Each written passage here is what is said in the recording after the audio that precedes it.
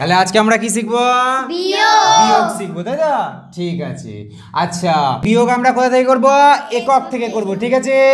আচ্ছা, এটা কত আছে? এটা কত আছে? কে বড়, 2 বড় না 8 বড়? 8 বড়। সেই জন্য পাশের দাদা থেকে ধার নেবো। কত আছে এটা? আচ্ছা, 5 থেকে 1 চলে গেল, কত থাকে? Very good. উপরে 4টা লিখে দেবো, দিয়ে গুল্লা দিয়ে দেবো। আর একটা একে ধার দিয়েছি, তাই তো?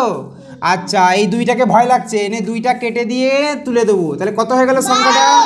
আচ্ছা, এবার 8-এর পর থেকে গুনবো, 12 হলেই ছেড়ে দেবো। লগ্ন সভা, এরপর 9, 10, 11, 12। কবিটে? বাহ বাহ বাহ, 4 গিটে। আর দারুণ বলছো গো তোমরা। আচ্ছা, নিচে কত আছে? উপরে কত আছে? আচ্ছা, 1-এর পর থেকে গুনবো, 4 হলেই ছেড়ে দেবো।